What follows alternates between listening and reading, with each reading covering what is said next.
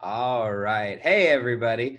I'm Sean Daniels, the artistic director of Arizona Theater Company, and I'm very lucky today to have two amazing artists with me. Would you gentlemen introduce yourself to everybody?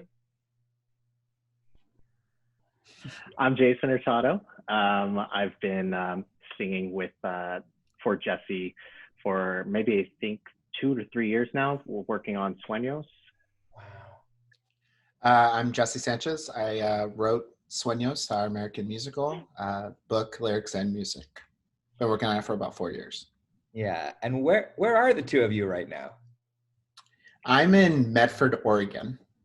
and for people that don't understand why one would be in Medford, Oregon, can you tell us why? Yeah, I'm currently a resident at the Oregon Shakespeare Festival, which is in Ashland. And so Oregon is about 20 minutes north on I-5 from Ashland. And so I chose to live out here because there's a Trader Joe's. Yeah, why? Right. And you, Jason? I'm currently in New York City right now, living in Queens, all shacked up and cozy. Still going to work though. Yeah, and can you tell everybody what you do? I think this is amazing. Yeah, I work at a hospital in New York City. I'm in healthcare management, and right now I'm helping running a radiology site. And so one of the main things that we're doing is seeing a lot of COVID-19 patients, because in order for a doctor to diagnose how far a patient is along the virus, they measure it through chest x-rays, and the pneumonia shows up in the chest x-rays, and it will show where how the process is with the virus. So you're at risk every day that you go in to work? Yeah, I'm at risk. I got an official letter that says I am an essential worker. So just in case we're stopped along the way, I can whip out my letter. I have my goggles and latex gloves and mask. And I'm just trying to do the best I can.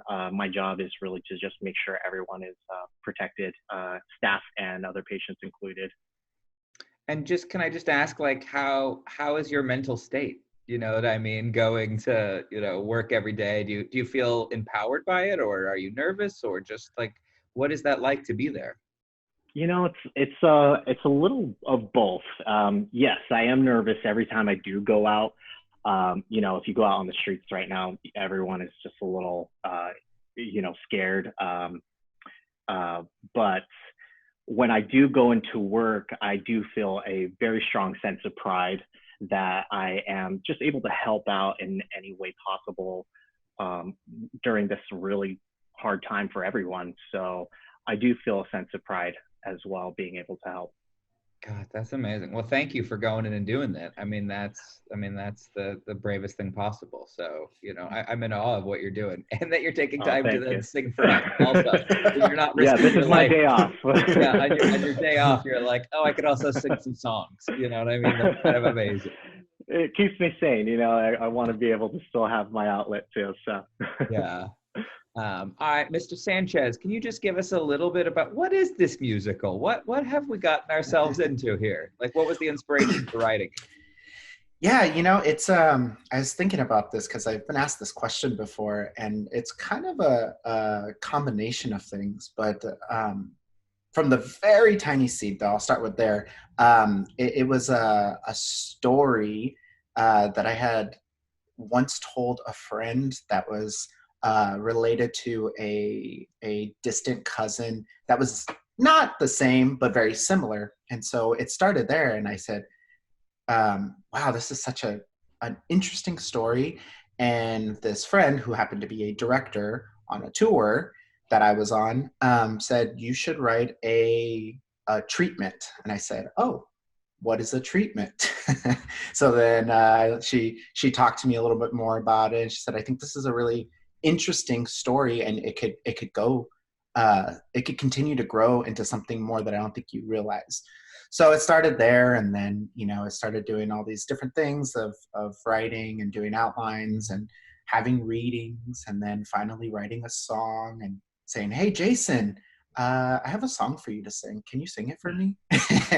But it kind of started there. It's it's now evolved into this story about a family of a very real place and time of migrant workers and multiple generations in the city of Watsonville, California. I had the pleasure of working in Watsonville at a high school. The director, who was a friend of a friend, quite a few years ago, reached out to me and asked if I could music direct their spring musical. And I said, "Oh, what's the spring musical?" And he said, "In the Heights." And I was like, "Oh my gosh." I didn't realize how the population, how much of a different city it was, because I grew up in San Jose, which, was down the street, 20 minutes, and very much wealthy. And, we didn't see what Watsonville actually was until I was there. And it's right next door to Gilroy, a migrant farm town with lots of people who look like me. And it was interesting. I said yes. I didn't do it for the money, because the money was questionable at first, because I was like, "Wait, you want me to volunteer?" And then he's like, "I can give you some money." And as soon as I went there in the first rehearsal, I was like, "I don't want your money, because this is amazing." They knew every lyric, every song, and it was amazing. And I was like, "Oh my gosh, they know musical theater." I was like, "Hey, but do you know Wicked?" And they were like, "What's this?" And I was like, "Oh my God, really? But you know all of In the Heights." Right. And so, of course, at that time, I started working with them, and nobody had any vocal training or anything like that. So it was actually really inspiring, and I got to work there for a couple months. And the reason why I say a couple months is because while I was there, I ended up getting hired to be the music assistant for the Hamilton tour. So I told the teacher, I said, "I can't continue, but I have a replacement, can't continue." And the teacher was like, "Of course you have to do this." So I went and told all the students, and of course the students knew what Hamilton crazy, right? Was, and they went absolutely bonkers. And they were like, "What?" And so it was pretty interesting. But that really inspired me to really set the story that I was writing in a place that was very real and nobody writes about. And so that's where I came up with Watsonville and the strawberry stand and all that kind of stuff that's inside the story. Now, have you two both been working on this together for the whole time? Have you been singing, how long have the two of you been on this together? Well, I had no idea what the process was like, because I always had been a music director. And, around a certain time you get brought in and you're like, "Hey, come and do this workshop, or, this New Works Festival." And you're like, "Okay, cool, let's do it." So I decided to do a reading in New York, and it was just like let's just go into like a room and let's just, read and not do anything. And so I posted on Facebook and said, "Hey, who are my Latinx male identifying actors?" Because I can count, on two hands how many there are out there. And it was a very specific type, very specific role. And Jason had responded. He was like, "Hey, I'm here." And I was like, "Oh my God." And so I knew Jason because he went to the same high school as me. What?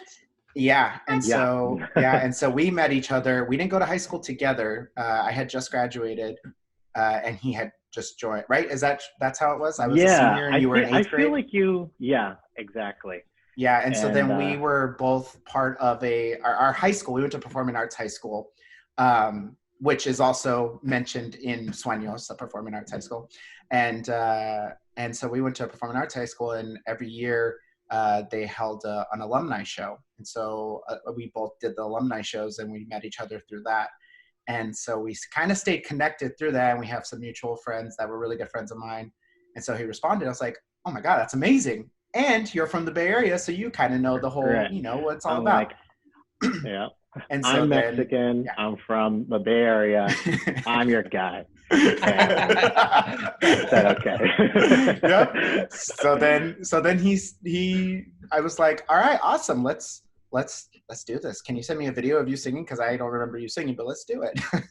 So then we went to New York and did a little, small get together and sang through some of the songs. I had never heard them out loud before, and it was great. So that was probably about 3 years ago, I would say. 2017, I think, the fall. Yeah. So almost 3 years ago, yeah. Yeah. I always feel like that blows me away, that nobody understands how long it takes to make musicals. Like everybody's like, I got a great idea for a musical. And we're like, that's awesome. Like, call me in 7 years and like, tell me how it's going. Right. Yeah. Yeah. So we got a couple songs today. Can we spread them out? Can we hear one? Can we hear one song from the show? Can you set up what the setup is, anything we need to know? Yeah, this is the I Want song of the musical. It's called They Will See, and it takes place. It's Allie, who is the protagonist, the main character in the story. He just moved from Los Angeles to Watsonville and had actually never lived in Watsonville, but his mom and his grandparents, are from there and grew up there and own a strawberry stand. And so he shows up to class the first day of his new school, and there isn't a standard orchestra class. It's kind of like well, you play flute, so you should go to this class. Oh, you sing, you should go to this class. And so it's kind of a mix of students, and he's a really good violinist. And so he's like, I guess I'll join music because this is the only class they offer. So he shows up, and then, they kind of, the students around him, he meets his best friend, who later on becomes his kind of an intimate partner for a short time. So then this is the I Want song, because they make fun of him and tell him, like, you're not going to go anywhere because you're in Watsonville and you're brown and you can't play classical music. And so, so this is They Will See. Great.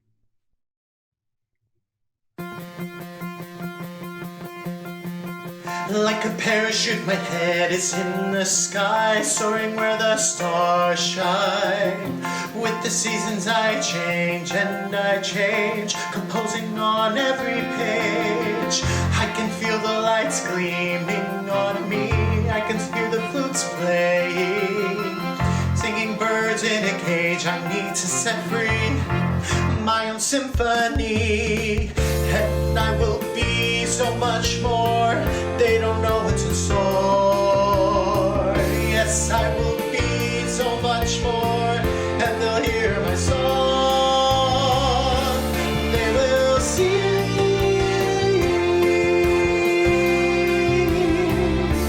They will see.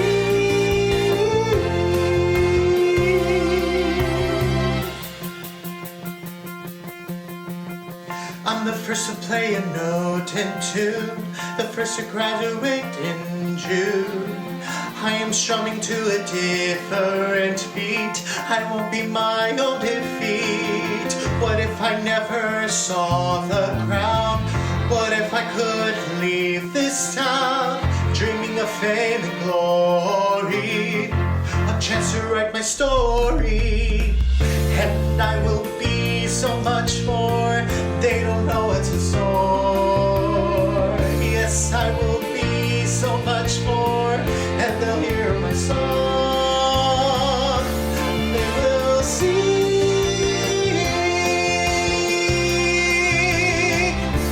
They will see.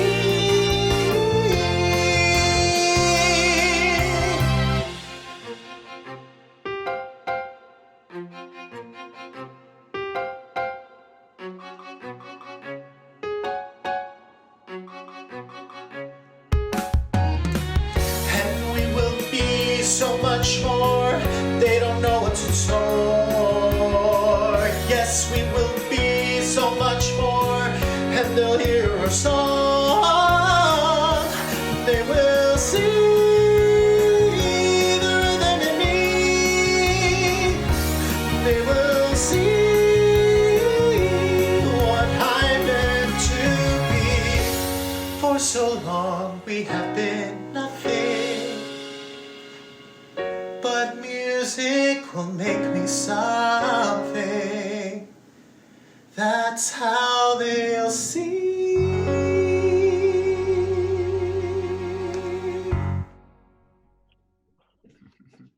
Yeah. amazing. Oh my God. Oh, you guys.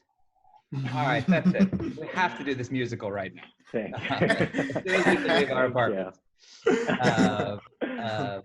Can I ask, both of you? So there's always a question about like representation and about like what does it really mean? And it's kind of it's a term that everybody is kind of trained to say now. But really, what does it mean in terms of I always talk about that there's nothing more powerful than seeing yourself on stage, right? And also the opposite of that is like if you come to the theater over and over again and you don't see yourself on stage, right? Then there's also a message to you there, right? That this is not for you.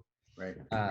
And so I just, I think, Jesse, you and I have talked about, this moment of just suddenly people are excited about writers of color, but like are people getting actually to write about their own people, or are other people writing about them? I mean, really, to you, what does representation mean in a real sense at this moment right now, when it's kind of a buzzword, and yet we haven't all really, maybe our dedication to it isn't really clear all the way through? Yeah. That's such an interesting question, because I think my answer has kind of evolved over time. If you would have asked me 18-year-old Jesse what was representation then, I didn't really know. I was fortunate enough to go to performing arts high school that had a feeder middle school that had kids like me and Jason in them.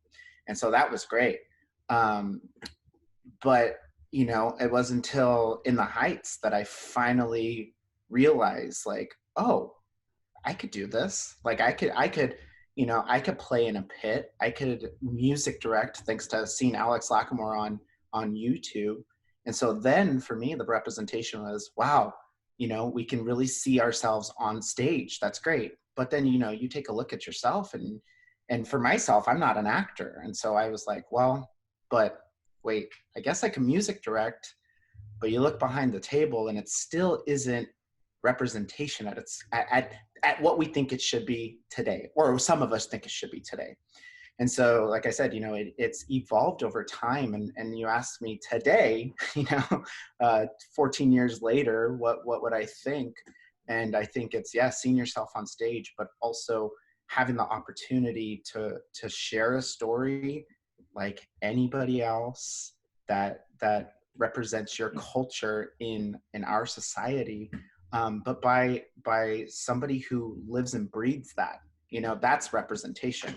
Looking behind the table and seeing, the set designer that knows what a bodega means, or knows, what Selena means to the Latinx culture. Just understanding that you can't teach that, and you certainly can't know what that means by just surrounding yourself with that person. It's ingrained in us. It's ingrained in Latinx people. And so to have a true representation, I think you have to have, for me, it's making not only the people on stage Latinx, but everybody else behind it too, because then you have a really authentic story. But the hardest part is having those people outside believe in you and giving you the opportunity, because there just isn't. And now that it's, like you said, now that there's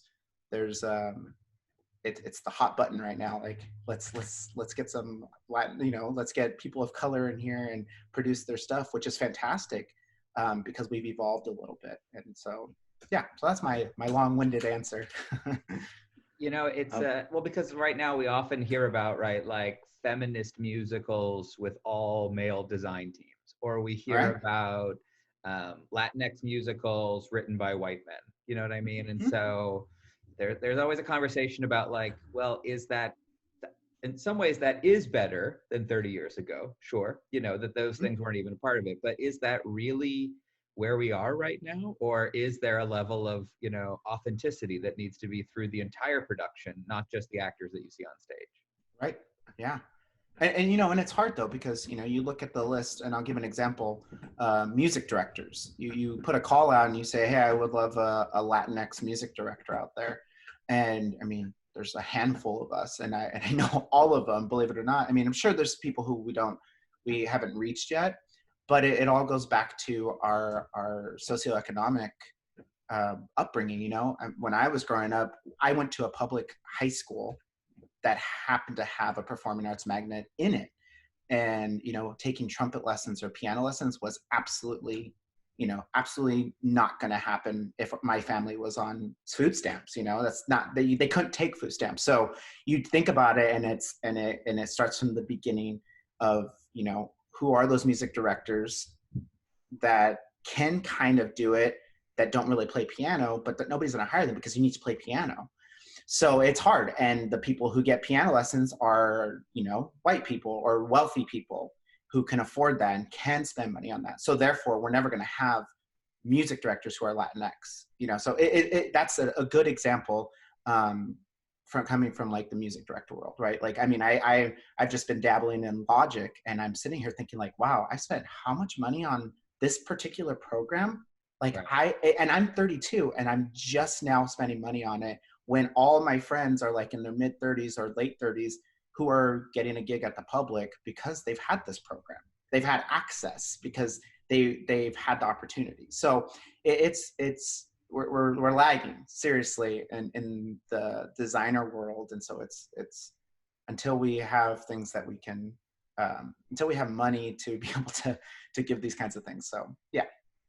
Yeah, I mean, it's fascinating, right? That it's socioeconomic always from the beginning, right? That it's like who has access to these things to be a sound designer or a lighting designer, because you can't just do those things in your home. You know what I mean? Right. Like, you need to have access to tools and equipment and mentors and other productions. And if that's just not available to you, right, it doesn't matter how buzzwordy we are when we go out to say, you know, who are the great lighting designers of color, if that bench isn't there because we haven't provided them the opportunities, you know, then it was just all talk, right? And we didn't do it.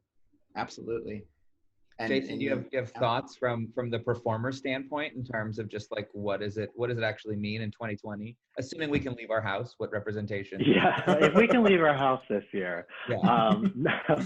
From a performance standpoint, it's really, really important because for me, example, it was all about passing. Could I pass as someone else? Could I pass as Italian or something else? Because there wasn't musicals or plays or anything theater in the theater community kind of before in the Heights that was as big as that you kind of aspired to reach.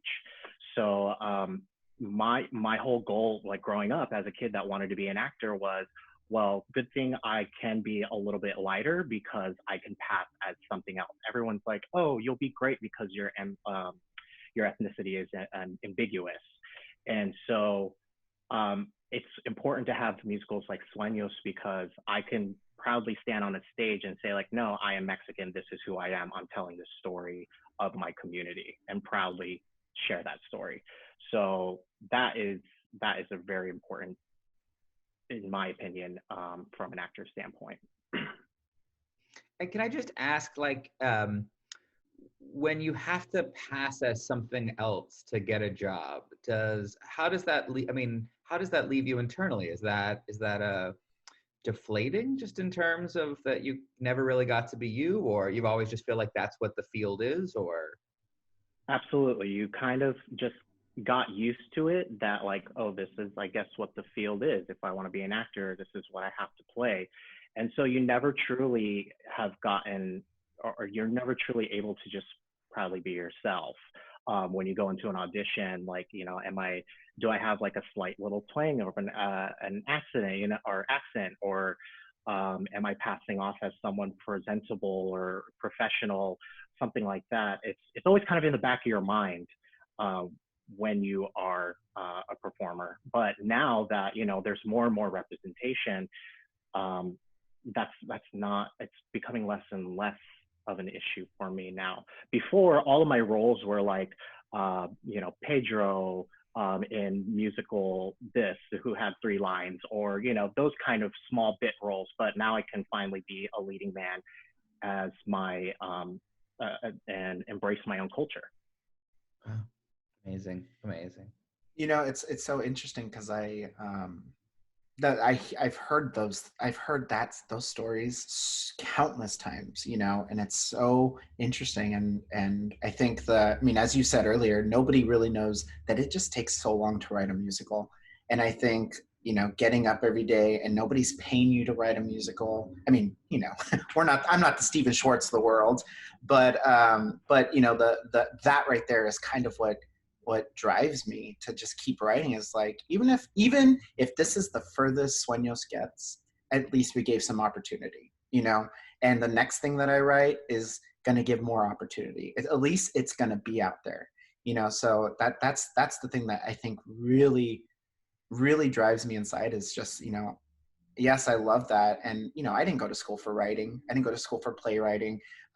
If I knew that what I wanted to do today when I was in high school, then I would have thought about it differently. You know, but I knew no playwrights. I didn't even know Lin-Manuel was considered a playwright until like 5 years ago, when I really figured out what the true definition of a playwright was, you know? And so it's fascinating. And I think, unfortunately, the Latinx community is, we have the In the Heights, we have the On Your Feet, we have, that's it. You know, I mean, it's tough. And if you're going to tell me that every 7 years a Latinx musical goes on Broadway, like, come on, when the companies of the world are showing up for a revival already, you know, like it's interesting. So, you know, finding my Latinx community and asking them to sing a song and, you know, trying to get them paid, that's important to me. So. Can we hear a second song from the musical? So now that we all know, we have to produce this. So no other choice. Yeah, the second song is called Four Walls. And so in the journey of Ali, he struggles with his sexuality as, you know, a young teenage Latinx boy. There weren't very many opportunities. And mind you, this is set in the late 90s, and so it's a very it's not very a different time then as it is today, but it should be a different time. And so this is his coming out song of you know, what he needs to do.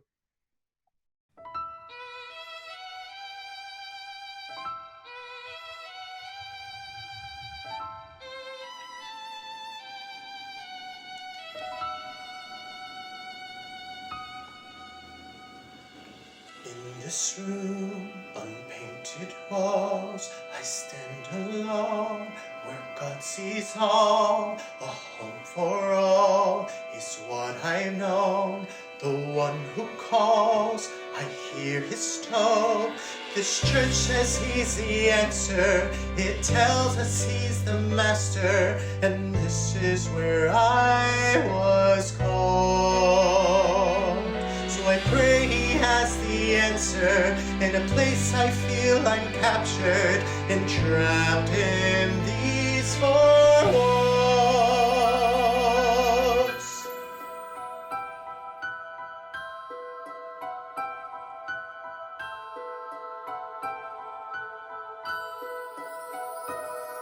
An immigrant, a foreigner, a bright young boy, a dreamer. I look to you to show the way. You tell me now it's just a phase. This church says he's the answer. It tells us he's the master. And this is where I won't fall. So I pray he has the answer. In a place I feel I'm captured and trapped in these four walls.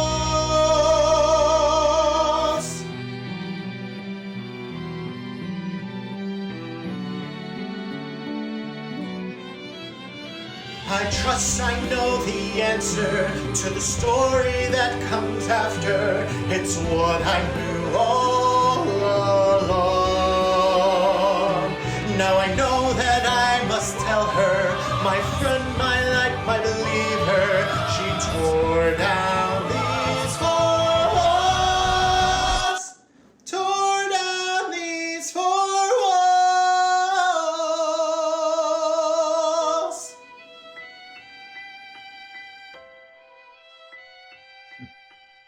God, guys, amazing. Yeah.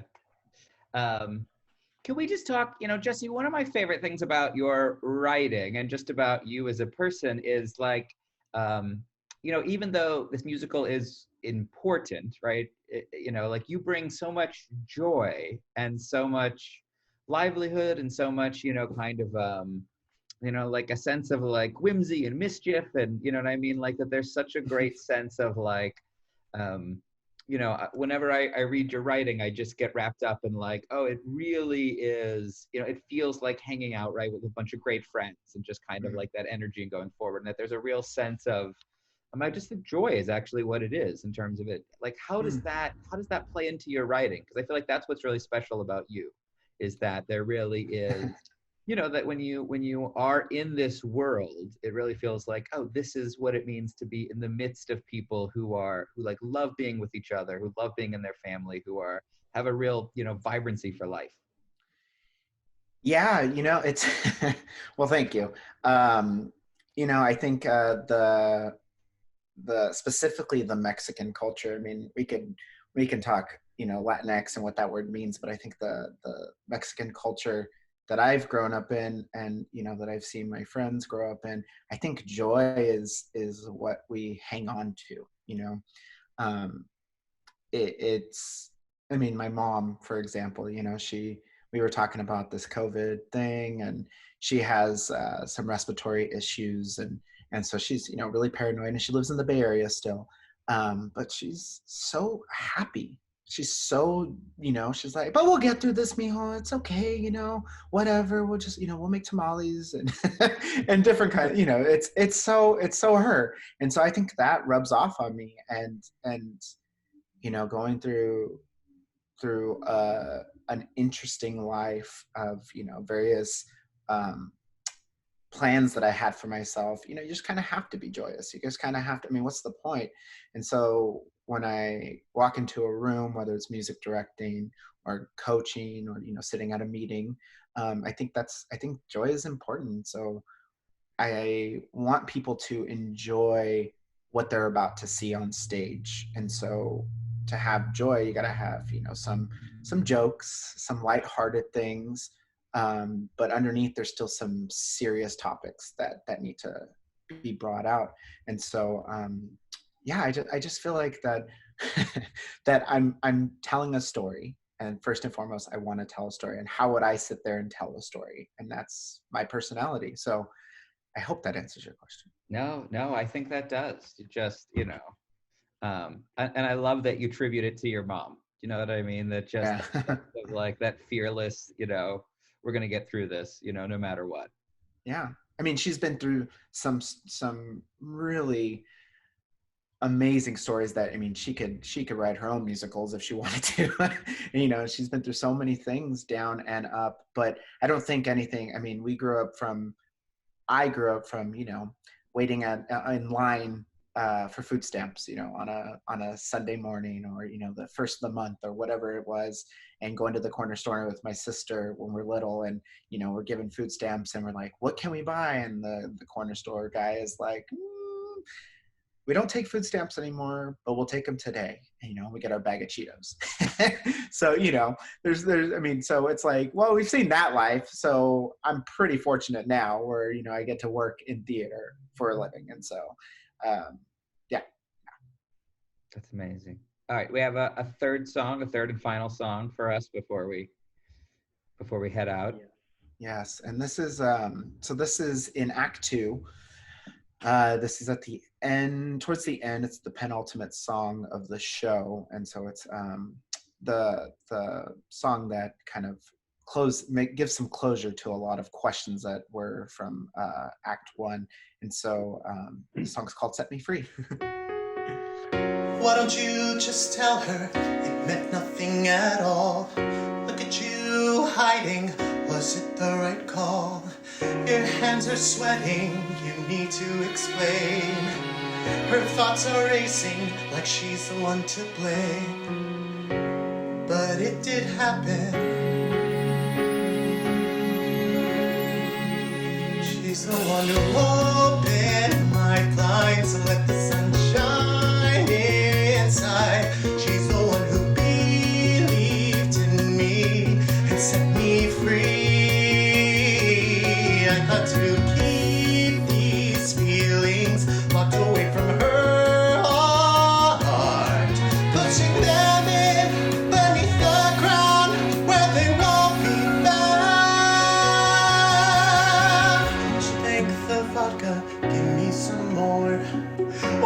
she talk to me when I walk through the door.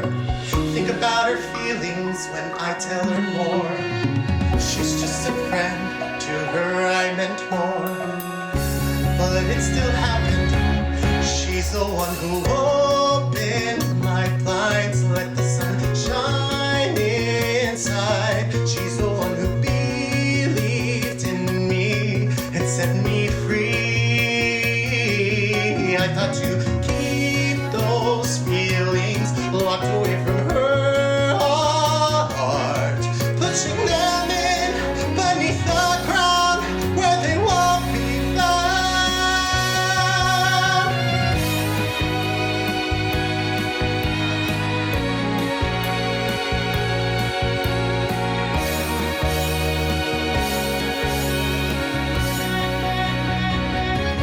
You're the one who opened my blinds and let the sun shine inside. You're the one who believed in me and set me free. I thought to keep these feelings locked away from her heart, pushing them in beneath the ground where they won't be found.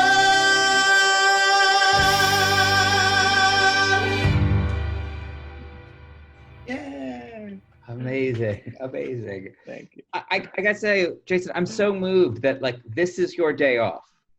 Thank you. I mean, I'm happy to do this. This makes me happy. It brings joy singing Jesse's songs. I've been singing them and seeing the progress through all of them. So just to see where they're at from point A, from when we started and you just had maybe like 6 to 10 songs written to now, it just brings me so much joy to see how much that progressed. And so I felt like I watched these babies grow up, you know? No, but just to figure out like risking your life every day, and then on your day off, like I'm just gonna build songs in my apartment.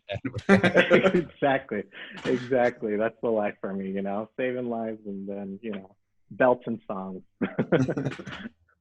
So what happens? So most people don't know like how a musical gets made, right? They just come to see the tour that comes through town, right? So can you just give me, Jesse, just a little bit of sense of like what it's taken to get here and what's next? Like really, where are we? We're touching base with you now. Like where are we in the timeline, in the 7-year timeline? Where are we now? Well, I mean, I've said this. So I have a collaborator, and that's Jeff Chambers. And so he's a good friend from college, who's done some orchestrations who's done the orchestrations for the show and has done some additional music. And so we talk about this show all the time still. And we also, you know, like any, you know, like a good wine, we just let it breathe for a little bit, and go away from it for a week or a month or however long. In the timeline, I say this to him all the time. I say, you know, I feel like we're just beginning.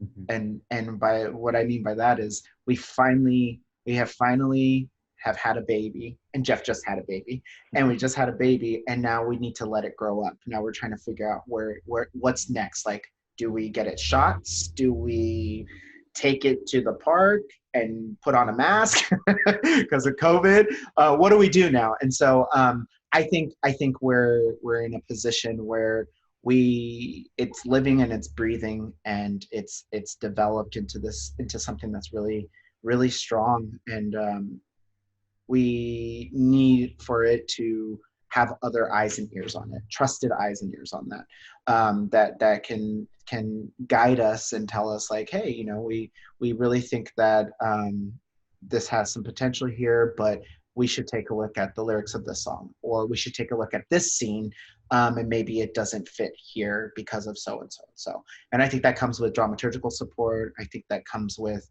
you know, director that has a really good eye and ear for how to develop a musical and put it on its feet. And so I think that's where we are. You know, it's taken some time, and, you know, we have many, many drafts, and I go through the Dropbox that I've worked through for many years. And I could look at all the drafts and kind of see, you know, where it's been. At one point, the musical was like 155 pages. And I was like, okay, come on. So, we went to town and started, doing some of that stuff. But, it's just, it's taken, I can't even count the hours, but I do know that, writing songs and, for me, I've written the book, the music, and the lyrics. And so, a lot of the times there are a lot of people who will just do one of those things, or they'll collaborate on one of those things. And so that's also a different process. But for me, I already knew what I wanted, and I knew what I wanted to go for. And so I surrounded myself with some great people, and we're here. It is fascinating because we were always told you can't do all three. You can't do music and lyrics and book. Like, you just can't, right? And then there was Hamilton, and then there was Hadestown, and then everyone's like, oh, well, I guess maybe you can. All right, maybe those two people can, or whatever it is. So I feel like, as a general rule, we were told don't even attempt it, and now it seems like, oh, why were we told that? That seems to not be true.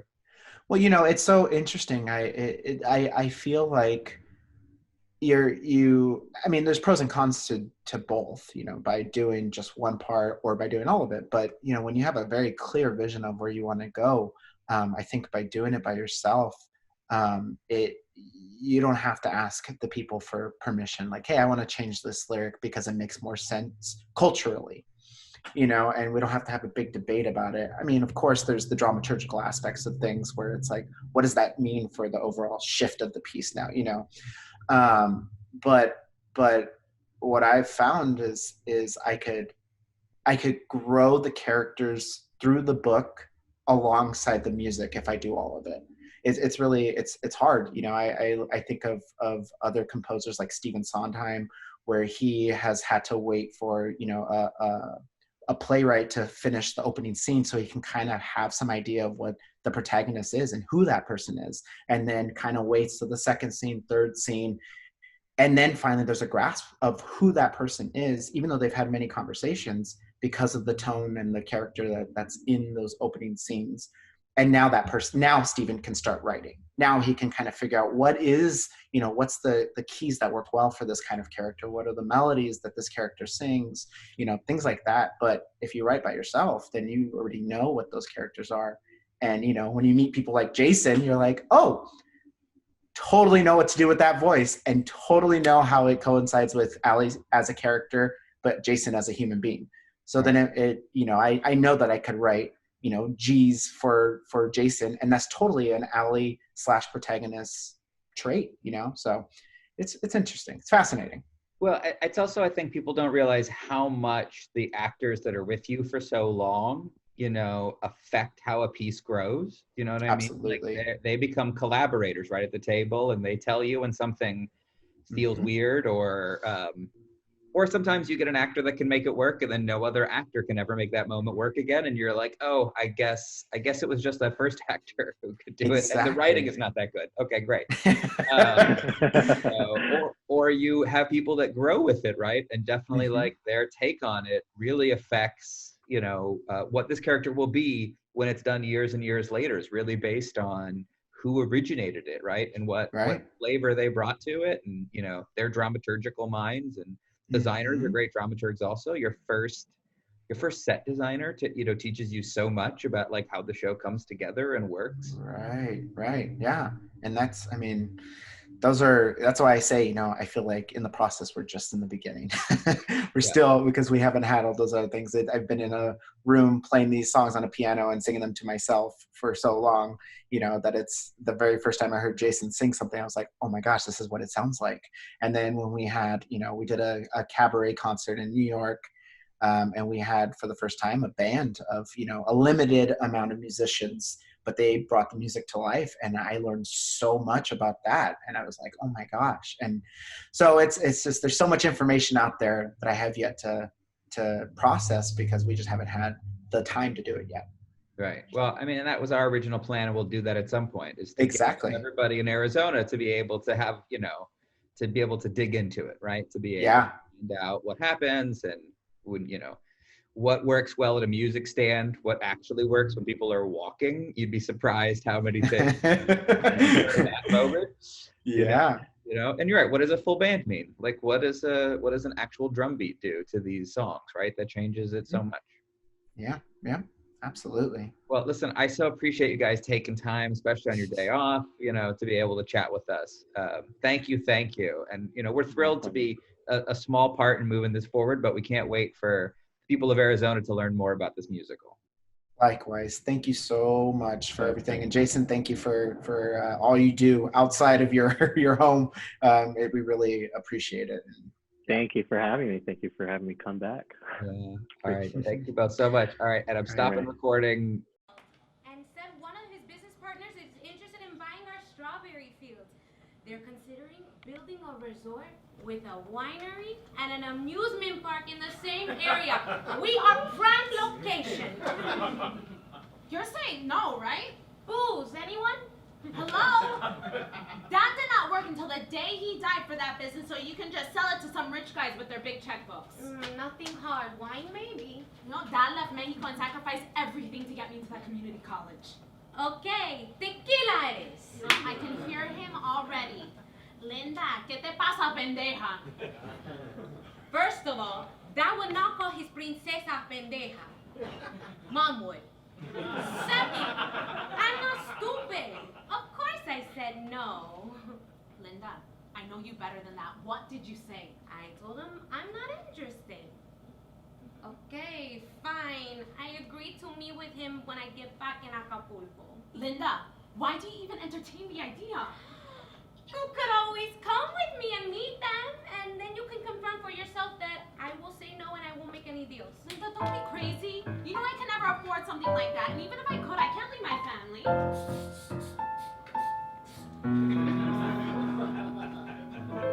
Picture us, smelling the seas of the ocean, sipping on margaritas, swimming in the sun. Oh, you've been drinking. The tickets are paid for. We be on the shore. There's one for me.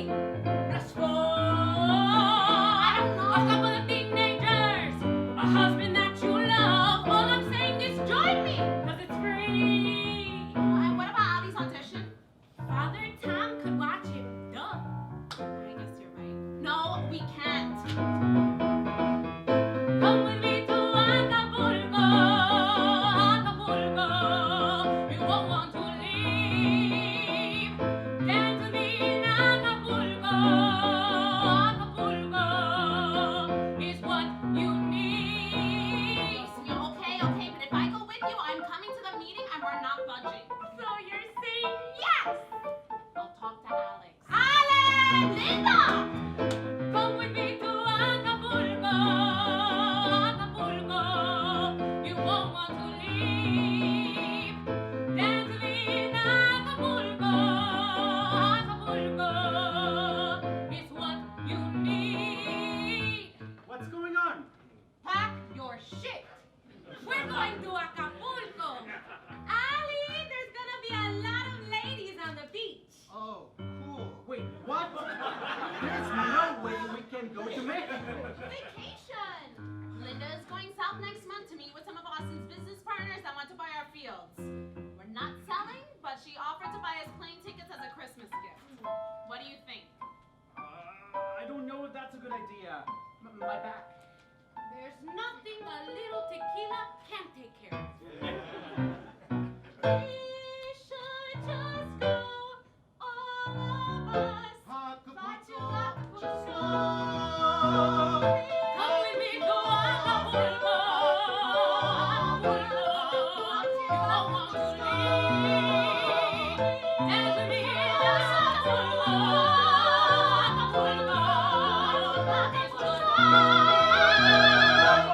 Whoa. Shh. I need to think.